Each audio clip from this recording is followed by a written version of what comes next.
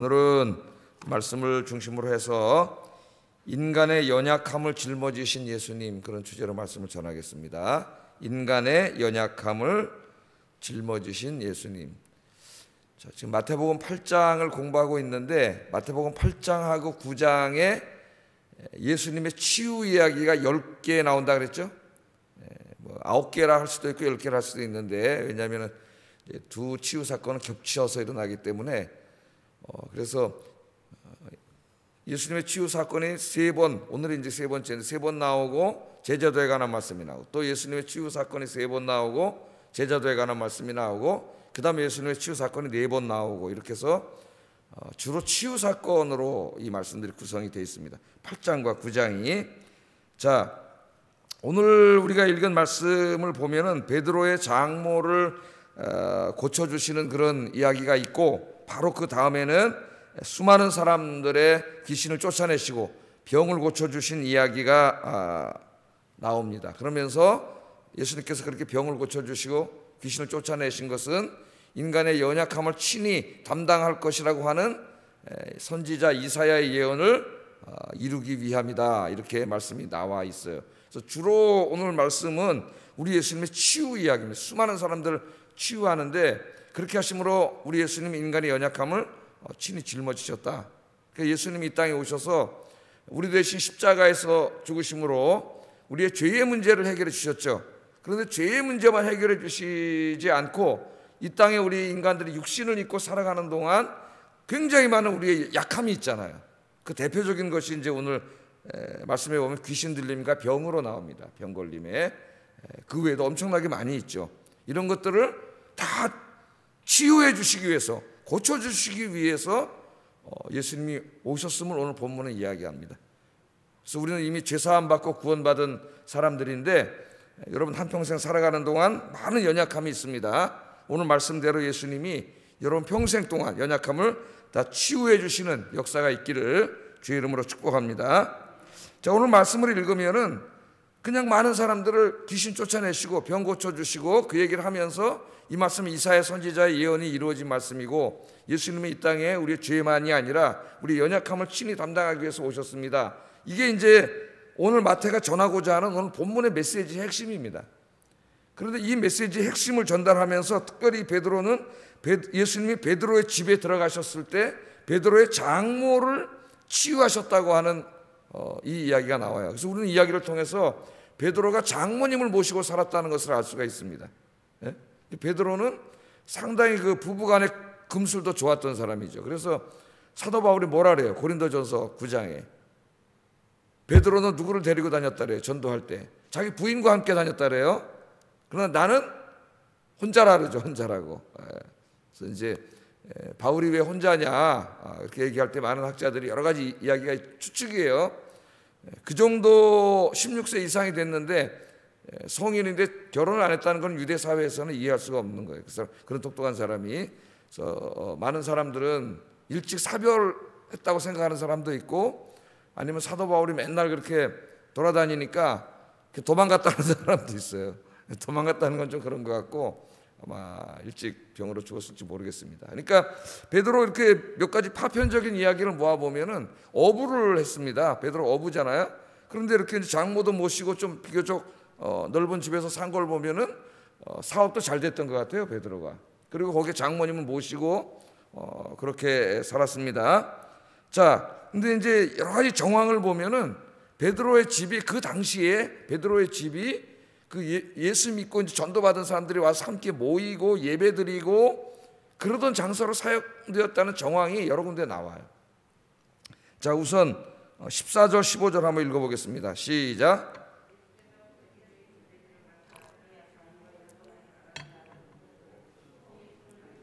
열병이 떠나가고 여인이 일어나서 예수께서 수종 들더라.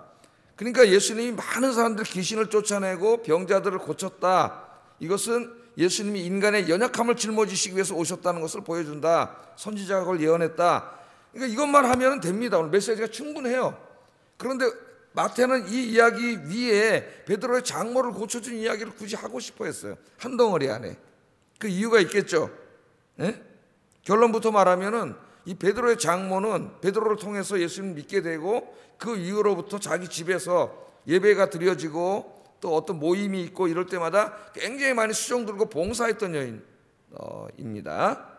자, 베드로의 장모의 열병을 고쳐주신 이야기에는 몇 가지 특성이 있는데 이 베드로의 장모의 열병을 고쳐주신 이야기는 공간복음서에 다 나옵니다. 마가복음 1장 29절 31절에도 나오고 누가복음 4장 38절 41절에도 나와요. 그러니까 굉장히 중요한 사건으로 다루고 있다. 그렇게 우리가 하나 생각할 수가 있고, 두 번째는 마태복음에서입니다. 누가복음에서는 병행 구절을 읽어보면은 함께 들어갔던 제자들, 베드로의 친구들이 좀 고쳐주세요 이렇게 요청하는 얘기가 나와요. 누가복음 4장에는. 그런데 마태복음에는 나오지 않습니다. 그런 얘기 전혀 쓰지 않아요. 그러니까 누가복음에서 이 사건을 다룰 때는 제가 옛날에 누가복음 강의할 때 이야기했는데 다른 메시지를 전해요. 누가가. 오늘 마태하고 좀 달라요. 또 마태는 그런 얘기 일절하지 않습니다. 그리고 마태복음 전체에서 예수님이 많은 사람들을 병을 고쳐주고 귀신을 쫓아냈는데 요청하지 않았는데 예수님 보시고 고쳐준 사건은 마태복음에서예요. 마태복음에서. 누가복음엔 그런 얘기가 나왔다 그랬고 한 명도 없어요. 요청하지 않았는데 유일한 이야기입니다. 마태복음에서는. 그리고 특별히 이제 이 고고학자들이 이 발굴을 많이 해요. 그쪽 지역에 가서 발굴을 많이 하면서 오각형 건물 있던 집터를 발견하게 됐는데 뭐 자세한 이야기는 그렇고 옛날에 제가 한 20년 전에는 이 이야기를 자세하게 했어요. 고고학 이야기를. 지금 이렇게 보다 이제 하지는 않겠지만은 그 집터가 베드로의 집터라는 것이 밝혀졌고 그래서 초대교회 많은 사람들이 그 집을 순례했던 그런 기록들이 있습니다. 그래서 집터였고 그 벽에 보면은 집회와 예배의 장소로 쌓였음이 틀림없어요. 벽에만 낙서 같은 거 이런 것들이 발견이 되는데 예수님은 그리스도요 주님이시다 이런 글귀들도 있고 그렇습니다. 자, 그래서 마태복음을 연구한 학자들은 하여튼 이런저런 많은 정황을 종합해서 베드로의 장모가 예배 때마다 식사 준비하고 또 장소를 청소하고 예배 준비하고 이런 일로 굉장히 섬겼다고 추측을 하고 있어요. 그 추측이 거의 확실한 것은 오늘도 예수님께서 병을 고쳐주시자마자 일어나서 뭐합니까? 수종 들었다 그러잖아요. 다시 한번 읽어볼까요? 14절 15절 읽어보겠습니다. 시작.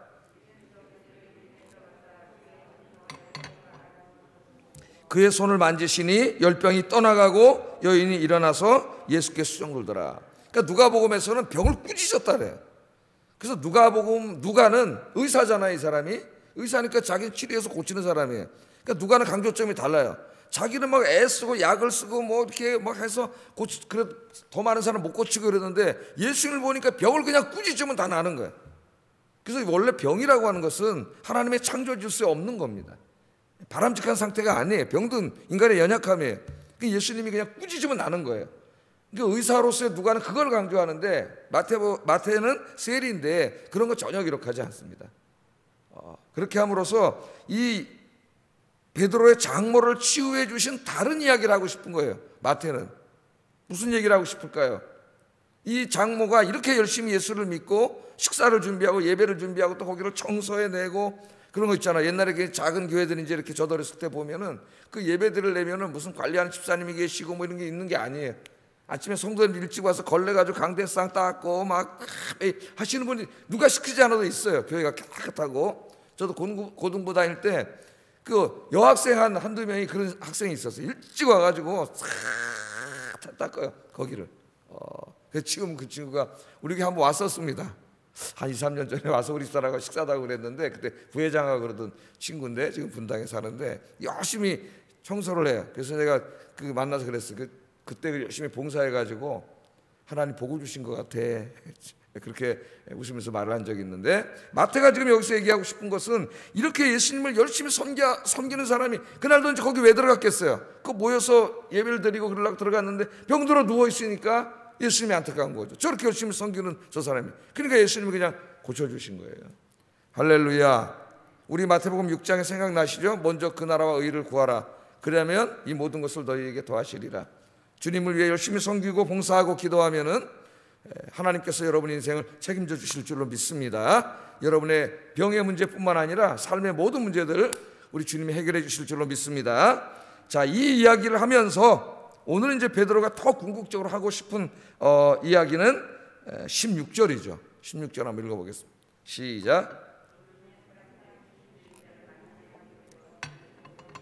예수께서 말씀으로 귀신들을 쫓아내시고 병든 자들을 다 고치시니라고 다에다 줄쳐놨어요. 다. 네?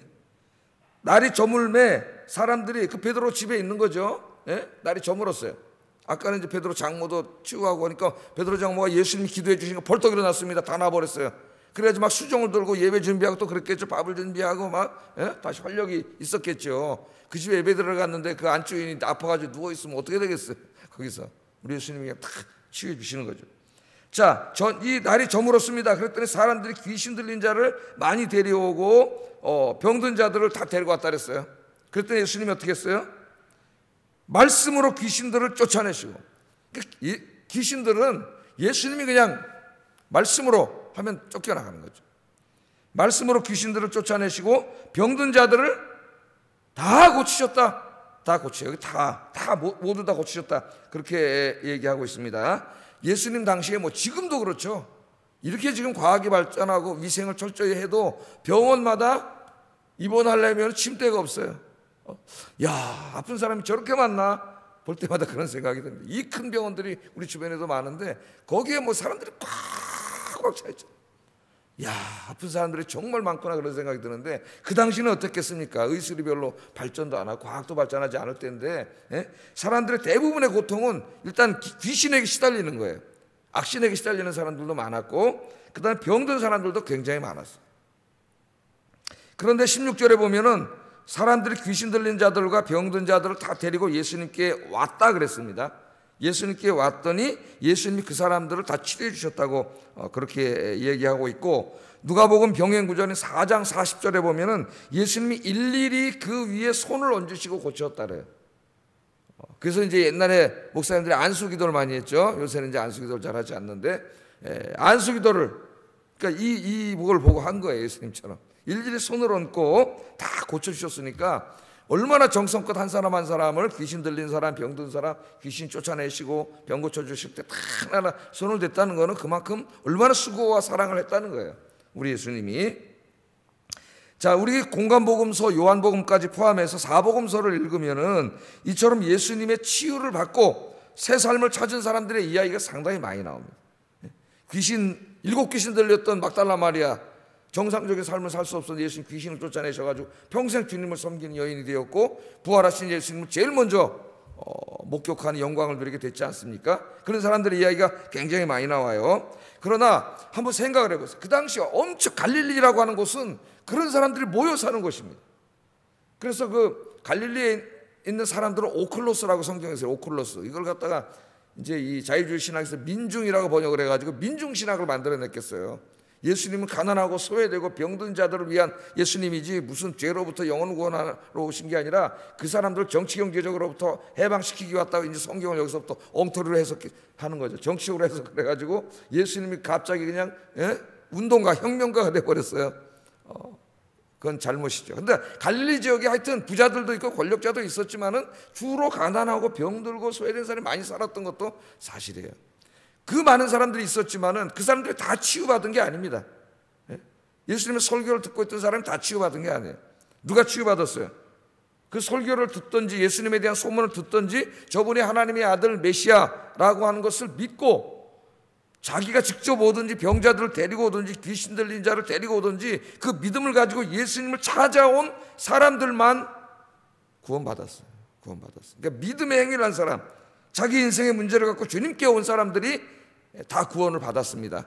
할렐루야. 그러니까 이것은 우리에게 무엇을 줘요? 우리 이 땅에 살아가는데 지금도 여기 오셔서 기도하시는데 우리 연약한 문제들을 가지고 꼭 병이라고만 한정 지을 필요는 없겠죠. 이게 가정의 문제, 고부간의 문제, 부모 자식의 문제, 인간 관계의 문제, 경제의 문제, 우리가 지금 직면하고 있는 많은 문제들, 이 특별히 전염병 속에서 이런 문제들을 가지고 주님 앞으로 나오라는 거예요. 주님 앞에 나와서 십자가 앞에서 기도하면은 우리 주님이 고쳐주십니다. 해결해 주시는데 오늘 성경에 보면은 예수님을 찾아온 모든 사람들을 일일이 안수하시고 다 고쳐주셨다 그랬어요. 다. 그러니까 예수님을 찾아와서 문제 해결을 받지 못한 사람이 아무도 없다는 것을 마태는 강조하고 있는 거예요. 우리의 문제들을 다 가지고 여러분이 이렇게 새벽 예배에 오늘 오시잖아요. 오셔서 주님 앞에 기도하면은 하나님 빈손으로 한 사람도 돌려보내지 않는다는 거죠. 다 일일이 안수하시고, 여러분 눈에는 안 보이겠지만 우리 주님이 일일이 다 안수하시고 병도 고쳐주시고 인생의 문제들도 해결해 주실 줄로 믿습니다. 물론 예수님께서는 과학도 많이 발전시키시고 의학도 발전시키시고, 특별히 이 약이 너무 좋죠 요새 약들이. 예? 저도 이렇게 토요일 보니까 눈이 막 이렇게 아파요. 그래서 이렇게 보니까 여기 뻘겋고 염증이 생기고 따르기 같은 게 생기는데, 우리 은우가 옛날에 며칠 전에 그런 게 있어가지고 며칠 전에 약을 사다 놓고 남은 게 있더라고. 근데 그 약을 지금 한 4알인가 먹었더니 싹 가라앉아 버렸어. 야, 신기하다. 신기하다. 많은 약을 먹었는데 약이 너무 좋은 거죠. 예? 그 약이. 그래서 그 약과 의술, 뭐 주사, 이런 수술, 이런 것으로 의학을 통해서 치료하시는 것도 하나님의 은혜입니다. 제일 말하지만은 뭐 그냥 예수 믿는 사람 병원에 가면 안 돼, 믿음 없는 짓이야, 그런 사람 얘기하는 사람도 있어요. 그게 하나님의 일반 은총이에요. 일반 은총. 예. 그러나 또 어떤 사람 지나치게 하나님의 의술을 발전시켜 주셨기 때문에 이제는 직접 치유 안 하신다, 또 이런 얘기를 하는 사람도 있어요. 이 둘 다 극단 잘못이에요. 의술을 통해서 보편적으로 치유하시지만, 그래서 아픈 사람 병원에 가야죠. 저도 병원에 가고 약을 먹습니다. 그러나 지금도 하나님은 살아계셔서 하나님의 특별한 섭리 가운데 병들을 고치세요. 할렐루야. 놀라운 방법으로 하나님 고쳐주시고, 우리가 우리 인생의 문제를 위해서 애쓰고 노력해야 되지만, 그러나 우리가 할 수 없는 많은 부분들을 하나님이 직접 개입하셔서 여러분에게 해결해 주시는 줄로 믿습니다. 그러니까 늘 주님 전에 나와서 여러분 이 사람들처럼 기도하고 인생의 문제를 다 내려놓고 이렇게 새벽에 나와서 기도하면서 사시는 여러분 되기를 주의 이름으로 축복합니다. 자, 마태는 이 예수님의 치유 사역과 축기 사역을 이렇게 기록한 후에 이 모든 예수님의 사역이 구약의 예언을 이루기 위함이라고 얘기를 합니다. 17절 한번 읽어보겠습니다. 시작.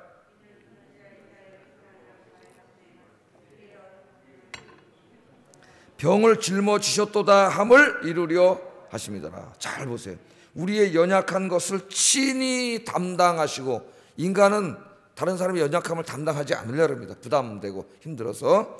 그런데 우리 하나님이신 예수님이 인간의 연약한 것을 친히 담당하고, 우리의 병을, 누가 병을 짊어지겠어요? 예? 병을 누가 짊어져?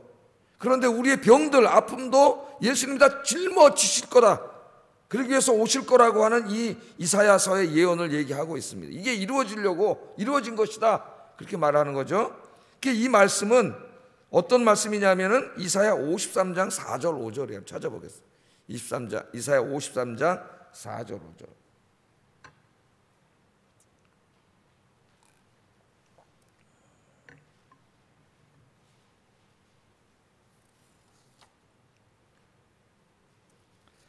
다 찾으셨죠? 한번 읽어보겠습니다. 시작.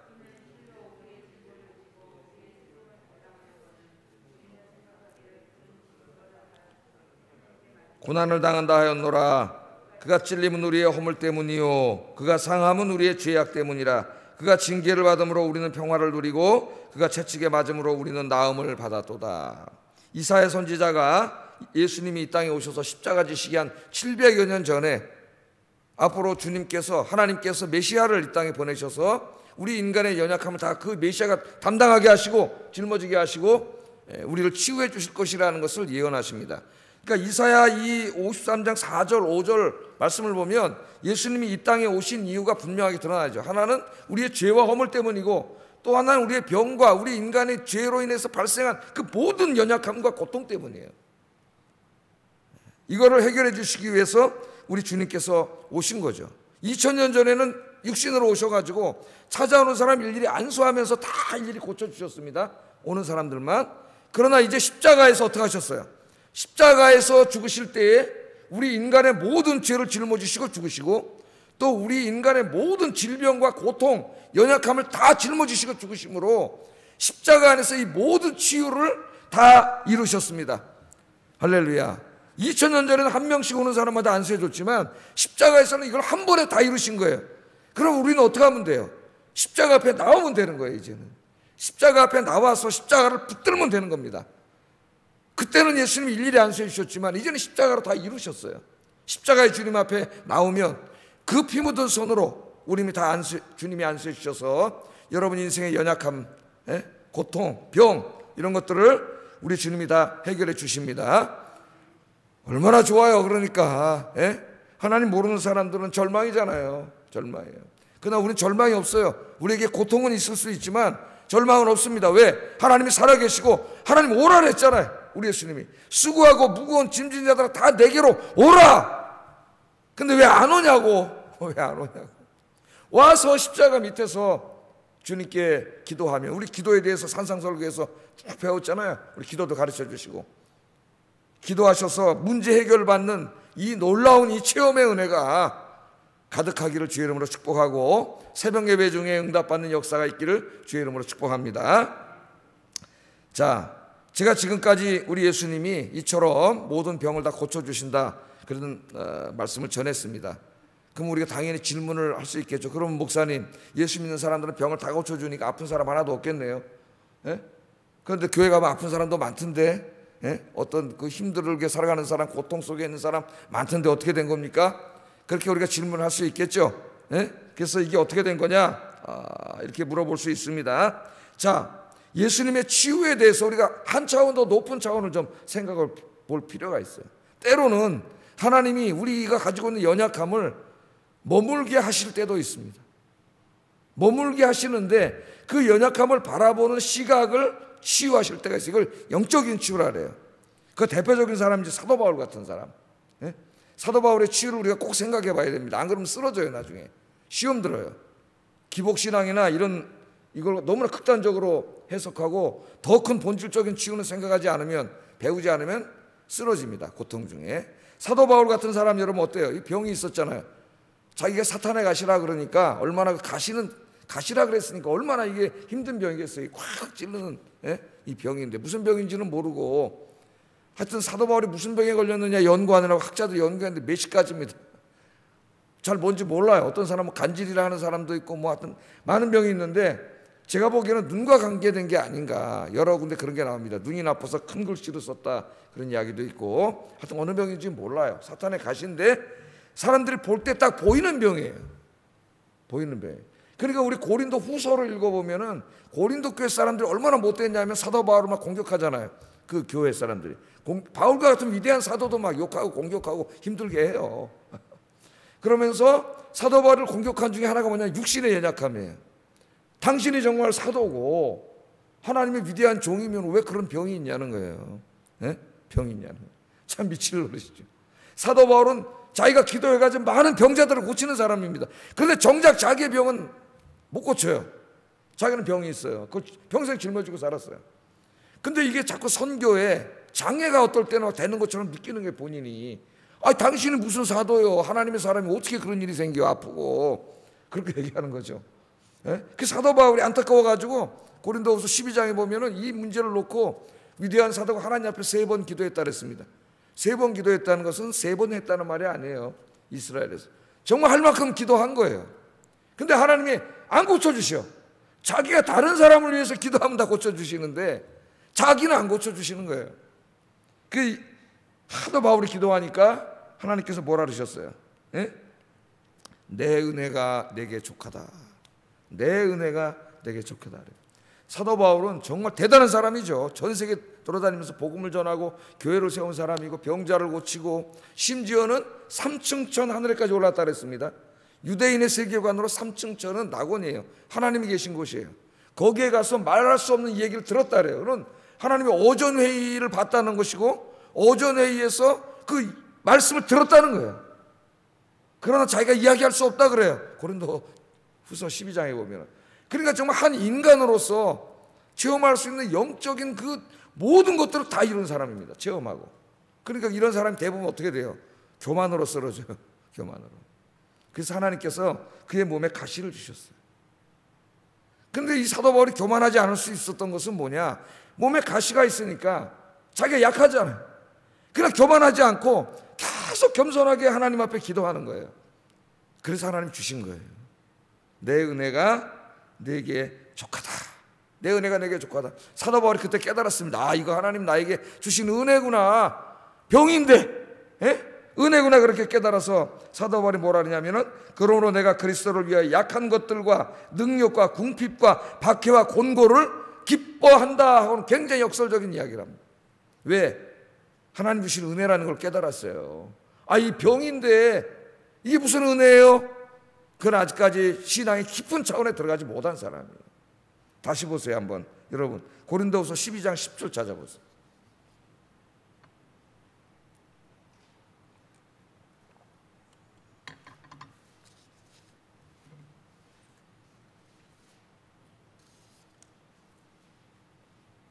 자, 한번 읽어보겠습니다. 시작. 약한 것들과 능력과 궁핍과 박해와 곤고를 기뻐하나니 이는 내가 약한 그때의 강함이니라. 사도 바울은 깨달았습니다. 자기가 이렇게 병이 있고 사람들 그것 때문에 자기를 공격하기도 하고 우습게 보기도 하고, 그러니까 그것 때문에 겸손해졌고 그것 때문에 더 하나님 앞에 가서 매달렸어요. 그가 겸손하게 하나님 앞에 매달릴 때에 하나님께서 성령으로 그에게 더 강하게 역사하셔서 그는 건강할 때보다 더 강한 영적인 사람이 됐습니다. 여러분, 우리가 강하게 되는 것은 내가 몸만 건강하다 강하게 되는 게 아니에요. 이렇게 겸손하게 무릎 꿇고 하나님의 은혜를 구하는 기도를 할 때에 성령께서 그의 육신이 약하다 하더라도 하나님께서 그를 강력한 사람으로 만드는 거예요. 사도 바울을 통해서 얼마나 엄청난 위대한 역사가 일어났습니까? 처칠이 말했듯이, 토인비가 말했구나. 영국의 세계적인 역사가 토인비가 말했듯이 바울을 태우고 간 배는 유럽을 태우고 갔다는 유명한 말을 했습니다. 유럽의 문명을 만들고 기독교 국가를 만든 위대한 사람이죠. 예수님은 하나님이시고 한 인간이 한 일 중에서 가장 위대한 일을 한 사람, 내가 볼 때는 사도 바울이 아닌가. 제가 제일 존경하고 좋아하고 그래서 저 공부도 사도 바울을 전공을 했는데, 정말 사도 바울은 감히 따라갈 수가 없는 그런 사람이죠. 하나님 앞에 크게 쓰임받은 사람인데, 그가 그렇게 그도 약했고 병이 있었고 그랬지만은 그것 때문에 더 하나님을 의지하고 하나님 앞에 기도했을 때 그는 더 강한 자가 됐다, 더 성령 충만하고 은혜 충만한 자가 됐다는 겁니다. 하나님은 그게 은혜다 그렇게 말씀을 했어요. 자, 그래서 사도 바울이 이 모든 것을 이제는 힘들어한 게 아니라 기뻐한 거예요. 평생 병을 달고 살았는데 이걸 기뻐한 거예요. 이게 하나님의 은혜구나, 그렇게 기뻐했다고 이야기합니다. 자, 이러한 위대한 신앙, 얼마나 위대한 신앙입니까 여러분? 예수님께서는 바울처럼 우리의 인생을 영혼의 관점에서 바라볼 수 있도록 영적인 부분을 치유하시는 게 본질적인 치유예요. 여러분, 내가 육신이 아프다가 병도 고쳐주시고 인생의 문제도 해결해 주시고 연약함도 해결해 주시죠. 그러나 그걸 다 해결해 주시지만은, 그러나 조금 있으면 나이 들고 병 들고 죽어요. 우리는 다. 예수님이 성경에서 고쳐주셨던 많은 사람들 다 나중에 병 들어서 늙고 병 들고 죽었습니다. 영원한 치유가 아니에요. 영원한 치유가 아니라고. 그것은 진짜 영원한 치유는 뭐냐면은 자신의 처지를 영혼의 관점에서 바라볼 수 있는 거예요. 지금 내가 어떻게 보면 몸에 핸디캡이 있을 수도 있고 연약함이 있을 수도 있고 평생 골골하면서 병 속에 살 수도 있어요. 우리가 기도하면 고쳐주실 때도 있지만 때로는 남겨두실 때도 있습니다. 하나님께서 그게 더 필요하시다면 은혜로 남겨놓으실 때가 있어요. 그러므로 우리에게 중요한 건 뭐냐면 영적으로 치유되는 거예요. 자기의 현재의 모습을 이 지금 요 3차원 세계의 관점에서만 바라보는 게 아니라, 그럼 불행해져요. 그건 신앙이 아니에요. 이제는 영혼의 관점에서, 천국의 관점에서, 부활하면 어떻게 돼요? 모든 게 치유되고 하나님 같은 새 몸을 얻잖아요. 부활의 관점에서, 영광의 관점에서 오늘 자신을 바라보는 거예요. 여러분, 여기 몇 년이나 더 살겠어요? 그렇게 오래 살지 못합니다. 우리가 이 땅에 머물 시간이 그렇게 많이 남지 않았어요. 저 자신을 봐도 그렇게 많이 남지 않았습니다. 그러나 이걸로 끝이 아니잖아요. 영원히 있잖아요. 그 영원한 세계에서는 구원받은 사람들은 하나님과 같은 영광의 몸을 입고 주님과 함께 영원히 살아요. 우리는 그런 은혜와 약속을 이미 받은 사람입니다. 잠깐 이 땅에 힘들 수 있고 병이 있을 수 있고 고통이 있을 수 있고 핸디캡이 있을 수 있지만 요거는 아주 잠깐, 이 잠깐을 영원의 시각에서 바라볼 때에 우리는 바울처럼 질병도 기뻐할 수가 있어요.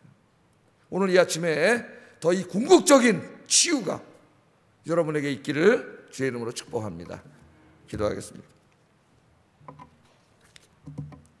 자, 두 가지를 위해서 우리 기도하겠습니다. 우리 예수님은 육신의 병을 치료하시고 우리의 연약한 문제들을 해결해 주십니다. 오늘 기도하세요. 여러분, 내 육신의 병을 치유하시고 나의 연약함, 내 가족의 연약함, 우리 가정이 갖고 있는 이 모든 문제들을 주님 치유해 주세요. 고쳐주세요. 고쳐주실 거예요. 두 번째는 그러나 주님 궁극적으로는 나의 영혼을 치유해 주셔서 지금 내가 이 땅에 살아가고 있는 이 모든 것들을 영혼의 관점에서, 부활의 관점에서 바라볼 수 있는 이런 치유가 있게 하여 주시옵소서. 같이 기도하겠습니다. 사랑과 은혜가 충만하신